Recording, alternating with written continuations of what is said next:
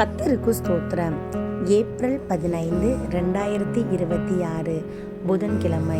இன்றைய தலைப்பு, அவர் எங்கே? வேதவசனம் சொல்லுகிறது, உயிரோடு இருக்கிறவரை நீங்கள் மரித்தோர் இடத்தில் தேடுகிறதென்ன?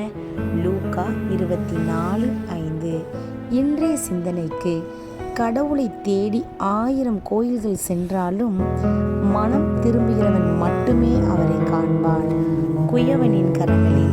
அன்புள்ள ஆண்டவரே, நீர் எனக்குள் வாசம் பண்ணுகிறீர், உமக்கு நன்றி. இன்றைக்கு வாசிக்க வேண்டிய வேத பகுதி யோபு 11வது அதிகாரம் முதல் 15வது அதிகாரம் வரை.